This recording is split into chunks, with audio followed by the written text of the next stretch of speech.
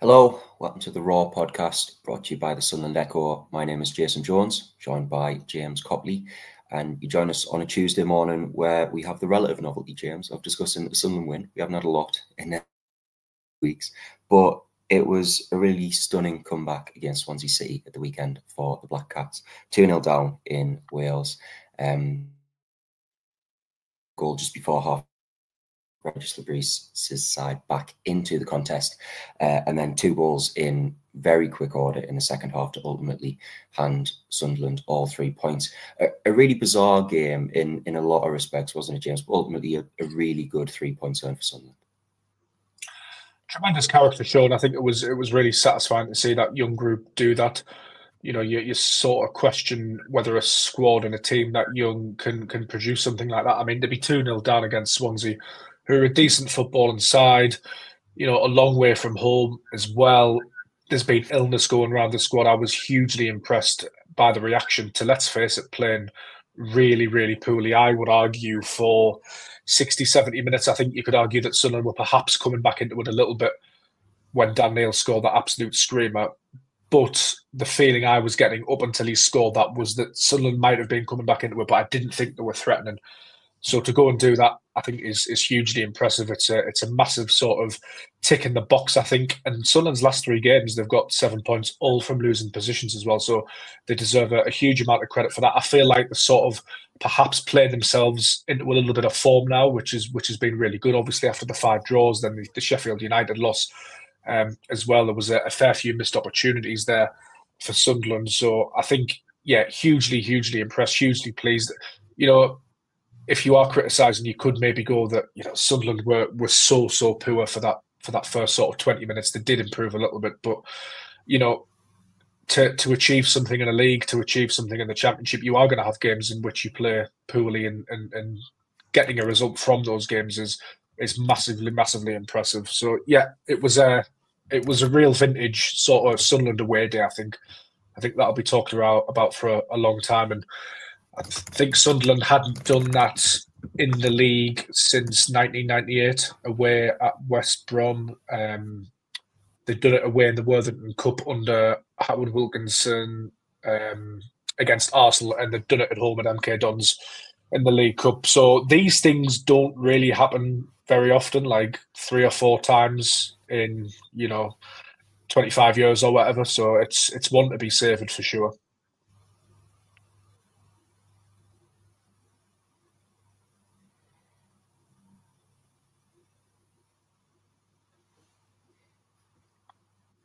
You still there, Jess? Just about, mate. I think we might be having some internet issues, I'm afraid. Can you hear me? Yeah, I can hear you now. Yeah. Okay, no worries. Yeah, like you say, obviously a really slow start from Sunderland, and something that is sort of creeping into the game a little bit, isn't it? That's obviously, like you say, 7 points taken from 9 available now from losing positions. I mean, obviously we'll get onto the good stuff against Swansea, but is the fact that they are starting these games slowly, that they may be taking a little while to sort of acclimatise to contests, is that a matter that Regis Labrisse should be concerned with, do you think? Or do you think it's a positive that they're able to show this character and ultimately sort of ride these difficult moments in matches out and still come away with the points? I think it's a little bit of both. I do think you have to mention it again that Sunderland are such a young side. I know there's a little bit of experience in there, like Dan Ballard's an experienced player now, Mephem's experienced, Luke O'Nien, even though he started on the bench, experienced, Patrick Roberts, like Cirque and Hume, they've got a fair amount of senior football under the belt. But like that midfield, the average age I think is 19 years, 6 months, with Dan Neil just turning 23. And I think that gets forgotten about really, just because of how good these players are. So whilst I do think it's a little bit of a cause for concern and something that, Sunderland will have to address and ultimately improve, the inconsistencies in games, obviously thinking back to the Coventry City game where they sort of did what they did against Swansea, but in reverse, didn't they? They played really well. And then it didn't go so well in the second half. So I think that's something that they will have to improve, but I can sort of understand and accept it for the moment, just given the average age of that squad. But yeah, I think Labrise will certainly be looking to iron that out, and it'll be interesting actually to see what happens in January, whether Samed can come back in and the rest in rotation. I do think a lot of these players are a little tired as well. Jason's just dipped out of the Raw podcast, but yeah, I don't think necessarily that it's a huge problem yet, but it's all determined on results. I'm not sure where Jason's gone.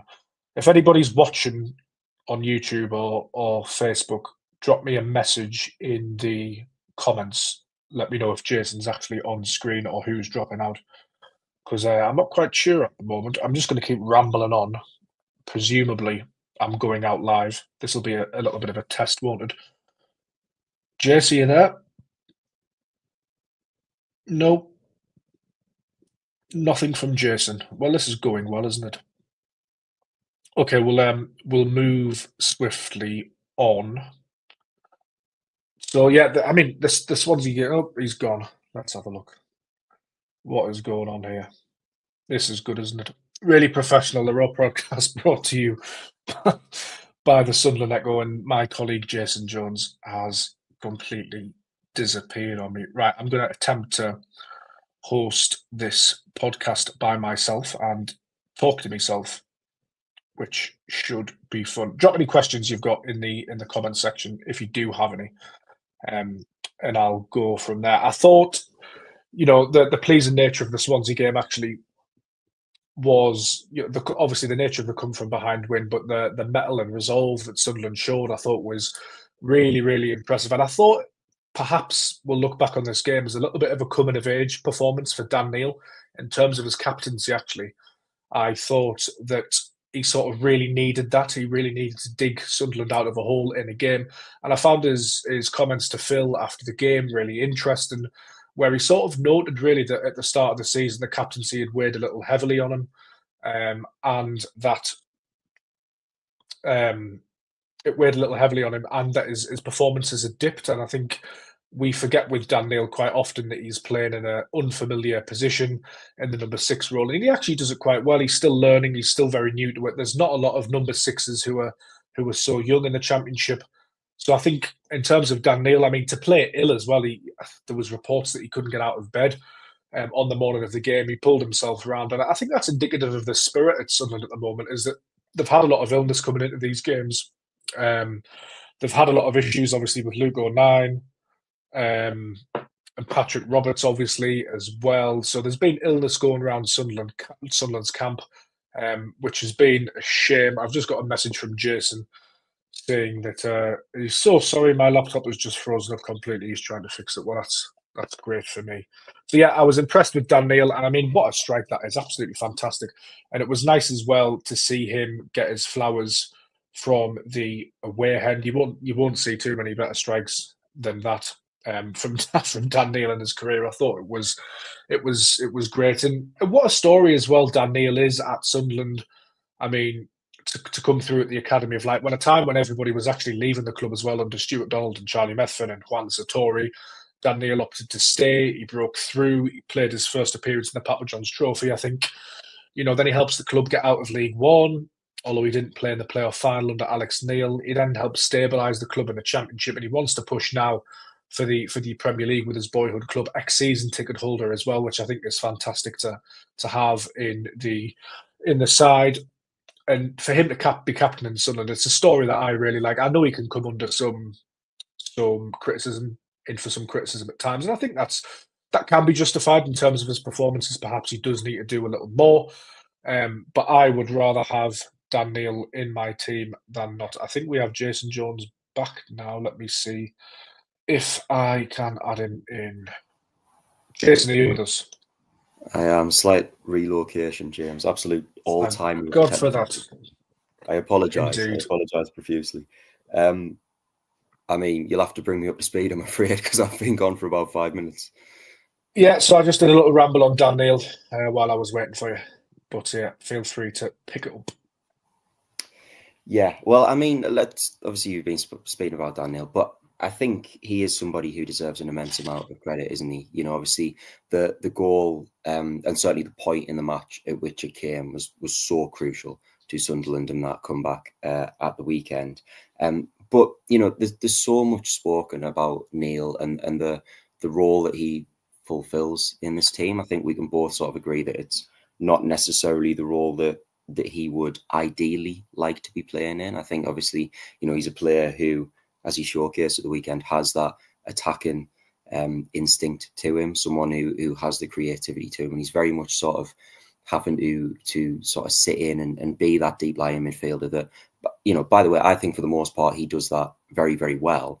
But I also think that there are sides to his game that maybe aren't being you know, illustrated as well as they perhaps might be if he were allowed to roam in the same way that Joe Bellingham is, for instance. You know what I mean? But I do also think that, you know, it's interesting this balance between Neil the player and Neil the captain. And forgive me if you've already spoken about this while I've dropped off because of my internet issues. But you know, it does feel as if it's maybe taken him just a little bit of time to sort of adjust to not necessarily the pressure of being the captain, but the sort of responsibilities that come with that, the sort of the role of being not only the on-field leader in terms of a vocal presence, but also sometimes the on-field conduit, if you like, for what Lebris is trying to get across to the rest of his players and that. And I think that as the season goes on, I think we're seeing Neil become more and more comfortable with that, more and more accustomed with that. And hopefully as the season goes on, he can grow even further into a role that I do think he has got a pretty good handle on, even if it's not necessarily the one that he or Sunderland would perhaps ideally like him to be playing it. There was always going to be a bedding in process. I think that bedding in process has definitely been helped by Luke O'Nien, who by all accounts has been brilliant off the field. Obviously, he's still the club captain, so he's helped with a lot of Dan Neil's roles and responsibilities. I honestly think it's underestimated and shouldn't be understated. The amount of pressure that man will feel on his shoulders, captaining his boyhood club. He will probably hear, read, be sent, listen to everything that's said about him. I think it's very, very hard to switch off from that. You know, all of his family are Sunderland fans. We live in a Sunderland bubble here, up here, don't we, in terms of the Northeast, and a football bubble in terms of the Northeast. So yeah, there's going to be pressure externally, and there's going to be internal pressure for himself. He'll be desperate to do a good job. You know, I think the position question, which I touched on a little earlier, and which you've rightly raised again, and I've said on this podcast loads of times, to me, what Dan Neil did against Swansea, that is the player Dan Neil is. He is the player that broke through at the Stadium of Light and scored that goal in League One against Accrington Stanley. He's got a strike, he's got a finish. I think he could be a brilliant box-to-box midfielder. I think he's been asked to play in that number 6 because he's technically good enough, he's got the mentality, and he's got the experience, which is a huge, huge credit to him. That one, he's been asked to do that, and two, that he's actually willing to do it for the team as well. I think the Samed transfer is really interesting, isn't it? Because had that worked out a little bit earlier, obviously it hasn't worked out at all yet. Hopefully it does. That would have perhaps freed Neil to play a little bit further up, at times a little bit of rest and rotation with Joe Bellingham and Chris Rigg. I believe Dan Roll can fulfil that number 8 role 100%. And that's not to take away from his achievements at 6. Was he under par for a couple of games? Perhaps, yes. But I would rather have Dan Neil in my team than not have him in my team. I think his tactical awareness is something that goes very, very, very largely under the radar. I think when he drops in to Sunderland's back 4, when Luke O'Nien steps out or Dan Ballard steps out, whoever steps out, I think is brilliant. He keeps Sunderland ticking over, he recycles the ball, and I think he provides a platform really for Job and Chris Rigg to go on and do the business for Sunderland. And Job and Chris Rigg are being talked about as 2 of the best young midfielders in the league, and they are. But I think a large part of that is the tactical discipline Dan Neil and sacrifice Dan Neil brings to that midfield.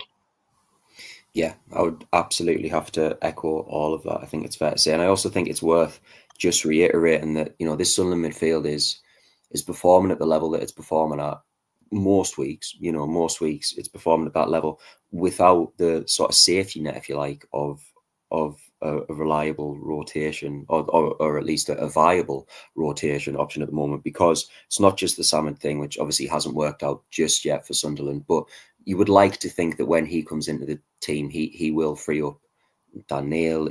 That'll have a domino effect, and obviously in terms of rotation and stuff like that. But you like to think he'll bring a different dimension to Sunderland.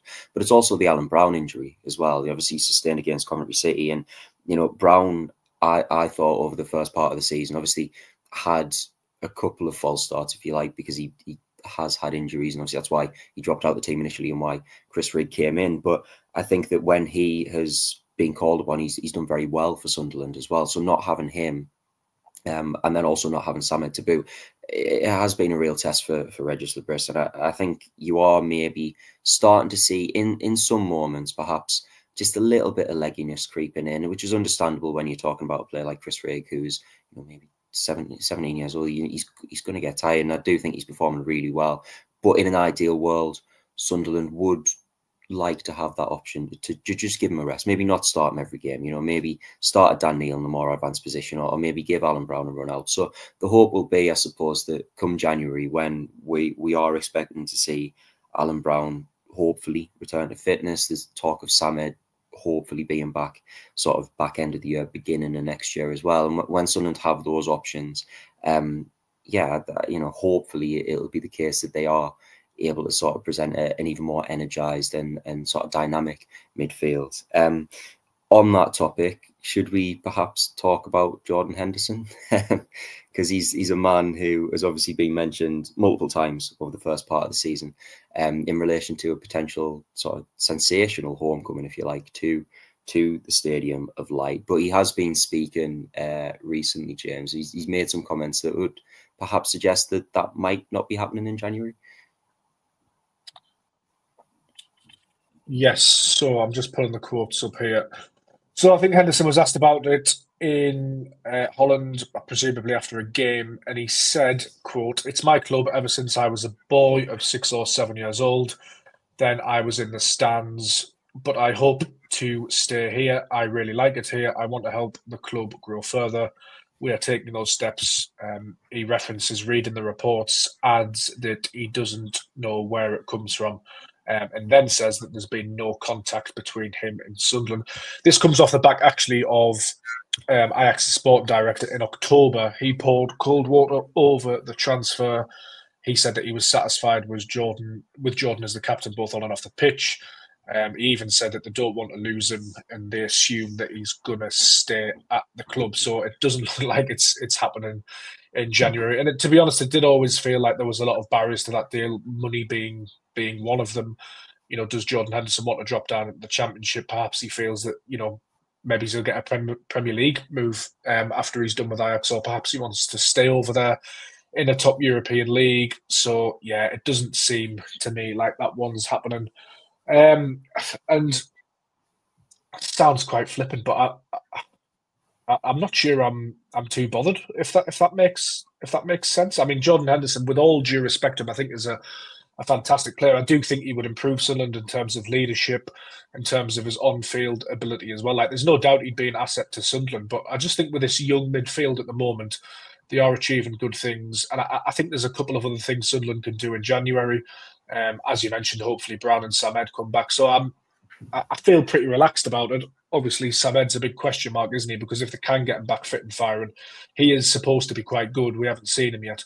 So if that does come good, then that would sort of ease the burden on that midfield, as we mentioned, Brown coming back into the fold as well. So yeah, when it first got mooted, I could see the logic in it, but I don't think it's the end of the world that Jordan Henderson's not coming back in January. Yeah, it's always kind of felt like a piece of speculation which has been ruled by the heart rather than the head, for me, if that makes sense. I think that there is a certain romance to it. I think it would be exactly the same if we were talking about a 34, 35-year-old Jordan Pickford potentially returning to the Stadium of Light. These players who come through the academy, who are Sunderland lads, born and bred, who evidently support the club and have always supported the club. There is something nice about the idea of them coming back for one last dance, if you like. Obviously, as we've seen in the case of a Jermaine Defoe, that doesn't always work out as well as some people might hope or expect it to. I think with the Henderson thing, it very much does have to be seen through that sort of circumstantial prism of the options that Sunderland will have available to them in January. And I don't necessarily mean transfer options, I mean in terms of the squad options that they have. So I think that if we're looking at the squad without a Samed, I do think there is absolutely a logic to bringing in a more experienced, more sort of defensively minded midfielder to shore things up, and to, as we've said a million times already on this podcast already, sort of free up Dan Neil a little bit in certain moments. That being said, if we're talking about a Sunderland side who do have Samed available to them, player who was playing Champions League football not too long ago, who is, you know, widely respected and heavily touted as a very big talent, I sort of look at that and I think that if you can get him fully fit, if you can get Alan Brown fully fit, and then you talk about the three midfielders that have started pretty much every game for Sunderland this season, you sort of start to look at it and you think, well, where would Jordan Henderson fit into that team? Or perhaps more pertinently still, who would be getting the boot and who wouldn't be getting the minutes? And I think that when we're talking about players as exciting as Dan Neil and Joe Bellingham and Chris Rigg, it's kind of a difficult one to process and get your head around the idea of them consistently sitting on the bench. And I think that if you were to bring back Henderson, partially because of the player he is, partially because of the presumed sort of financial output it would require to bring him to the club, you would assume that he would be probably in that starting 11 more often than not. And then you start to get into a position where you're thinking, well, someone's going to have to essentially be cut, and that's a really difficult one. So I think that, you know, I'm very much with you. I'm not hugely disappointed by these comments. And I think it's if Sunderland have all the personnel available to them that they should have available to them over the next few weeks and that, then I really don't see it being too much of a problem at all, James. No, and I always thought as well, like when the Henderson stuff did come about, that there were a lot of stars that would have had to align at the same time for it to work. Ajax would have to be willing to let him go. Sunderland would have to want him. Sunderland would have to probably pay a fee. Henderson will have to lower his wage demands. Even then, Sunderland would have to find his wages. There'd have to be a spot in the squad. Regis Debris would have to want him as well, presumably. You know, I think if Henderson was to come back to Sunderland, he probably, and it sounds mad to say like a Premier League and Champions League winning captain, but this is just the stage of his career that he is at. He would have to, you know, understand his role in the team and the squad, wouldn't he? He'd have to accept that he wasn't going to be playing every game because, as you mentioned, Sunderland have options. I think it would have been brilliant for Chris Rigg and Bellingham and Neil to learn off him. I think that absolutely would have been a brilliant byproduct of Henderson coming back to Sunderland. But yeah, as we say, it's not the end of the world. It always did feel like a little bit of a pipe dream, didn't it? Anyway, I mean, it's bloody great for us because we're writing about, you know, Jordan Henderson potentially coming back to Sunderland, and you know, obviously there's huge interest in him because of his profile. It benefits us if those links are out there. But I think after those comments, after the comments by the sporting director as well, it does really look like one we can safely put to bed. And there's nothing wrong with that at all. I think it's one of those where you just sort of wish him well for the future, and Sunderland, hopefully, in my opinion, I think will be just fine. Yeah, fingers crossed. Fingers crossed. Another transfer link which is sort of beginning to emerge. It's sort of been tentatively mentioned a couple of times is Louis Barry, obviously currently on loan at Stockport County, doing wonderful things for Stockport County as well.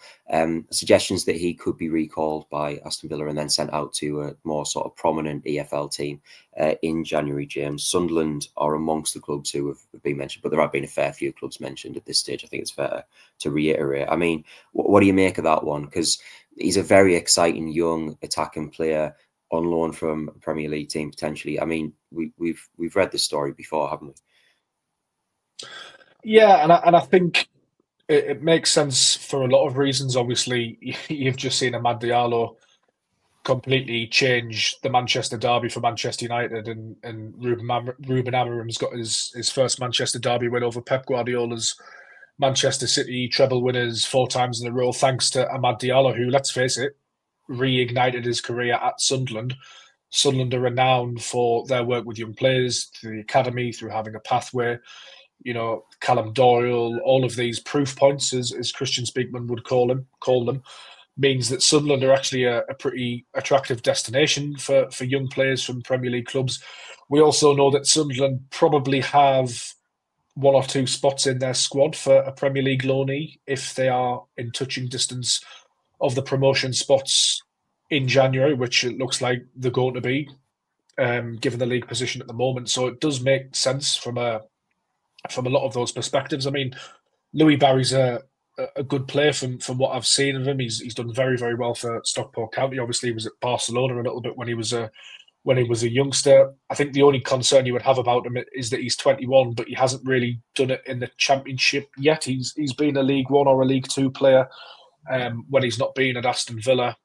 So it's really interesting, and just the transfer in general intrigues me actually, because obviously Aston Villa are eyeing the opportunity to advance his career and potentially get him, first team ready in the Premier League, or perhaps they're ready in the ground for a sale eventually. I don't know, but he's got 15 goals in 21 games across all competitions for Stockport County, and I think I'm all for advancing the player and stuff, but is his future not best served at Stockport County for the rest of the season?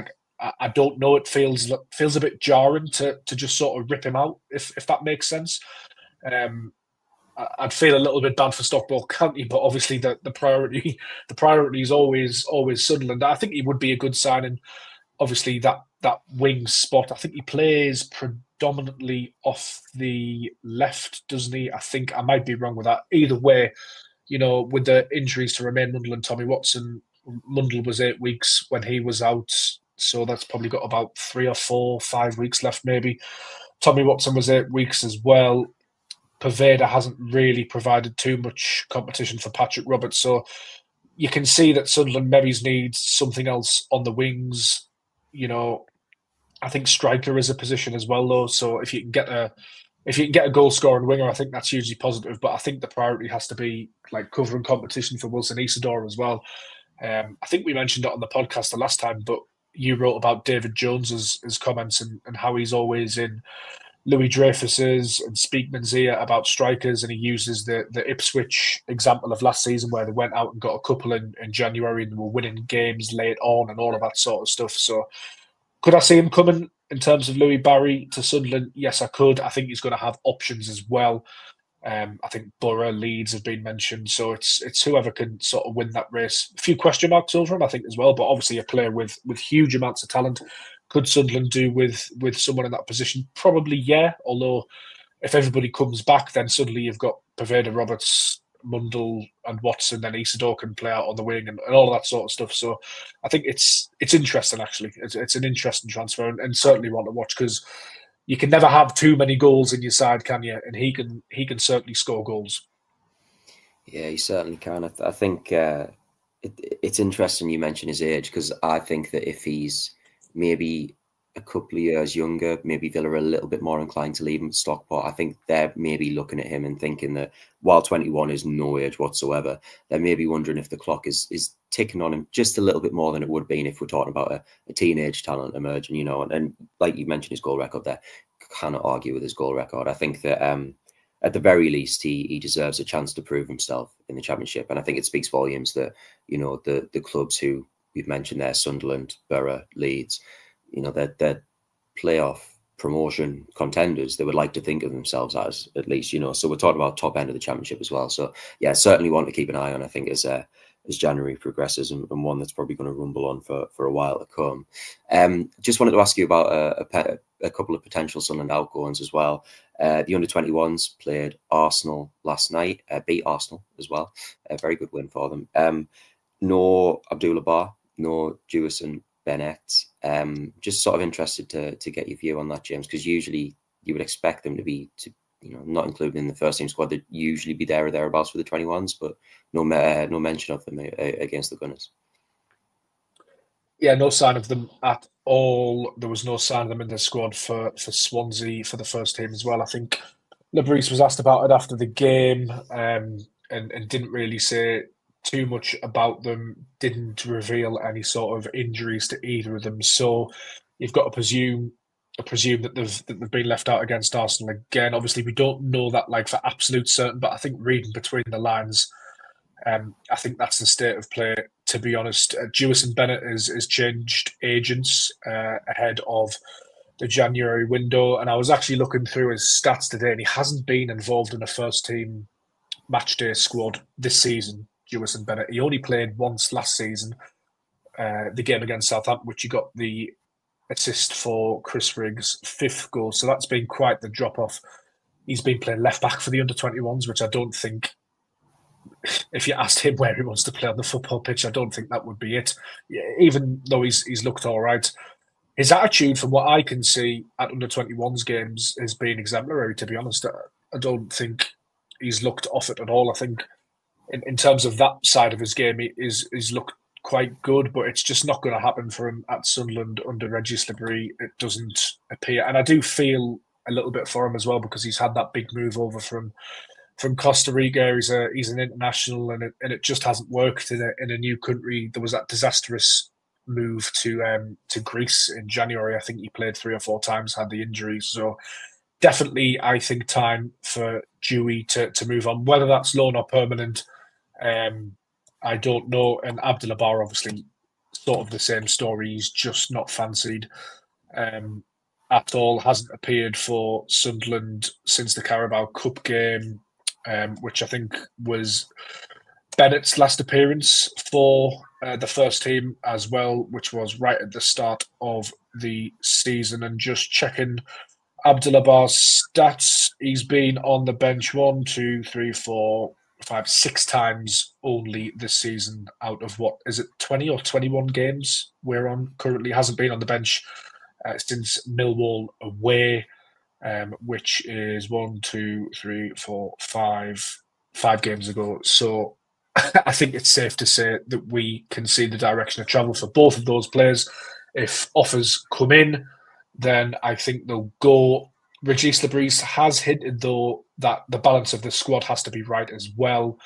They are bodies and they are options. So, if Sunderland picked up another couple of injuries, you could feasibly need them, or they need to be in and around the squad. So I think that's always one to watch as well, that it does have to, of course, make sense for Sunderland. But I think it's just best for all parties as it stands for both of them to find either loan moves or permanent deals. Yeah, I think it speaks volumes, doesn't it, that we mentioned already on this podcast that Sunderland are having real personnel issues in wide areas at the moment. Certainly, if you look at the squad on paper, the only out-and-out winger, or at least out-and-out winger who we would have expected to be an out-and-out winger at the start of the season, who was fit and firing, is Patrick Roberts.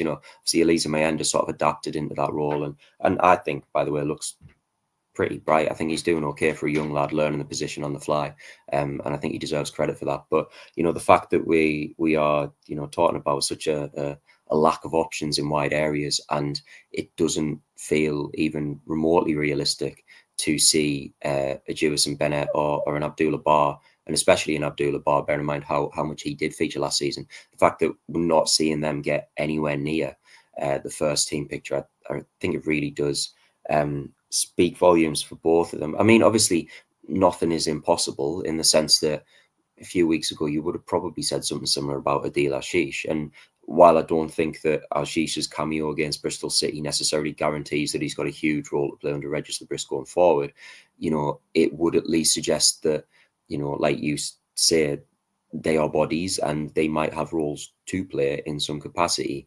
That being said, the balance of likelihood, I think you're right. I think, if Sunderland were to receive suitable offers, then I think they would be happy to move these players on, whether that is permanently or on loan. And Sunderland have shown that they're willing to do that as well. Obviously Pierre Ekwa is perhaps the best example of that, someone who was a really prominent first team figure last season and who's now over in France with Saint Etienne. So it's not as if Sunderland have any real reservations about moving players on if they find the right move for them, I suppose. But it is just a shame, isn't it? Like you say, obviously 2 players who've come over with huge amounts of potential and sort of, really promising reputations, who maybe haven't quite been able to sort of find their way into the plans as they would have liked. But yeah, I don't know. It's going to be interesting to see what happens with them in January. On that note as well, just wanted to bring up a couple of players who have been featuring for the under-21s.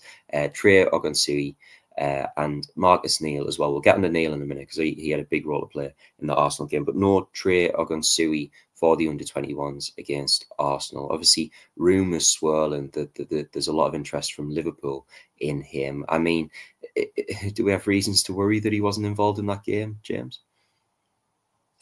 No, well, the Sunderland Echo actually broke the Liverpool interest about a year ago, so that's been ongoing for quite a while. We had the story as well, I think maybe a month ago, and then it's come out in the national press as well. But no, nothing to be worried about. He didn't play for the under-21s down at Arsenal last night.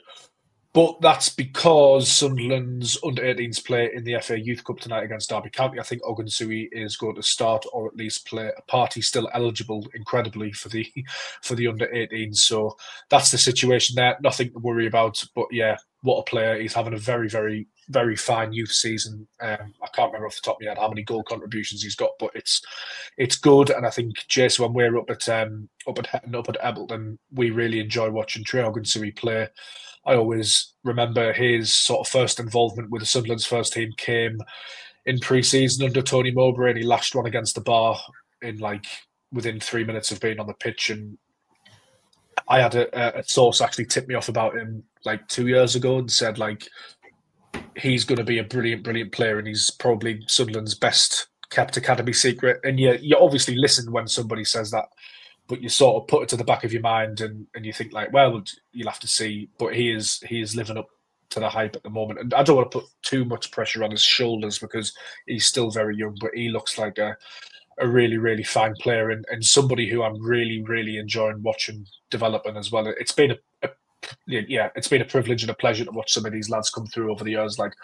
I cannot explain how much joy it gave me to see Tommy Watson get those 2 goals against Stoke, because I've watched him now for a long time. It's one of the best things of the job, I think, actually, is when you get to watch young players come through, especially under the current system, which is really good, really vibrant. It's a real privilege, yeah, definitely. Yeah, and I think you're absolutely right. Under this current system as well, it feels like there is a hugely realistic pathway for these players. Obviously, Trey Ogunsui has been in the first team matchday squad on a few occasions this season. And if he continues to produce the sort of form that he's been producing for the 21s, then I don't think it's out of the question that he could make his first team debut sooner rather than later. Obviously, one player who is perhaps a little bit further away from that first team picture, but who is really catching the eye, is Marcus Neal. Really young lad, but he is starting to make a bit of an impact for the 21s as well, isn't he? He scored last night against Arsenal, and just interested to get your thoughts on him, because he looks to be another one on this sort of conveyor belt of talent that Sunderland have coming through the academy at the moment. No, absolutely. I mean, Marcus Neal, son of Lucas Neal, actually, the ex-Australian international, played for Blackburn, Millwall, Everton, West Ham, off the top of my head, and I think Galatasaray as well. So he comes from good football and stock. Sunderland did really well to get him from Liverpool. I'm not sure exactly why he left, whether he was allowed to leave. I imagine Liverpool have got some pretty good options in that area within their academy, but he's come into Sunderland. He came in sort of last season and then officially signed during the summer. But I think he's got 13 goals and assists across the season so far.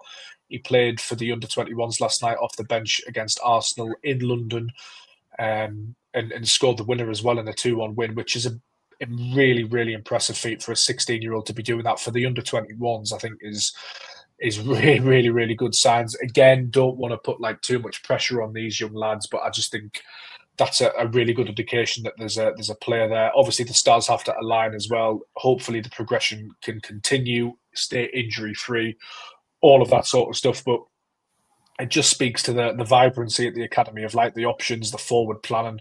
I'm going to have a piece on this on Thursday, but the structure there is, I think, really impressive. The way they go around recruitment, the pathway, the way they manage these players, the way they find them loans, the key people that they've appointed to key positions, like Robin Nichols is not a name that gets mentioned a lot by Sunderland fans, but he's the academy manager at the Academy of Light. I think he does an excellent job. The coaches there, Jordan Moore, Finn Lynch, who take the under-18s, I think they're doing a brilliant job. Graham Murty, we know, is a really, really good operator. All of this under the stewardship of Christian Speakman.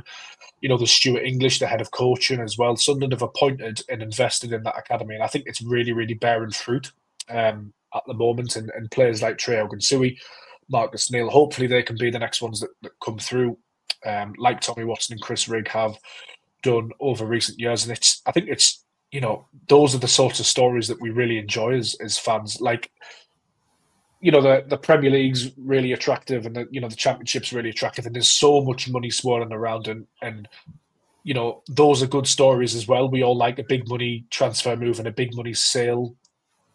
Those get the juices flowing. We've all played Football Manager and FIFA over the years. That's what football fans like. That's what we like to report on as well. But for me, I also really, really, really like covering these young players. I also really, really like it when a young player comes through at Sunderland and advances to the first team. I get an extreme amount of joy and pleasure out of that, and I think other fans do as well. And it's nice to see it happening more often, because you always felt that Sunderland's academy had the potential to do that, obviously with Jordan Henderson and Jordan Pickford over the years, but it didn't perhaps happen enough. They didn't feed into it enough when they were in the Premier League, maybe as they should have. So to see it sort of bearing fruit and coming full circle now, I think is really enjoyable. Absolutely. Lovely stuff. Well, that's all we've got time for on this week's show. Join us again next week. We got there in the end, bloody hell. We did get there in the end. Apologies for the technical difficulty. I don't know how long I was out, but I was out for a while. Might have been the best 5 minutes. It felt like 7 hours, Jason. It's an awful feel, isn't it, when you're just vamping away on your yeah. Anyway, so join us again next week when we'll be discussing all of the latest Sunderland news and developments. In the meantime, follow all the latest Black Cats news on the Sunderland Echo, or give us a follow on social media. Thanks to James. Thanks to you for listening. See you again next week.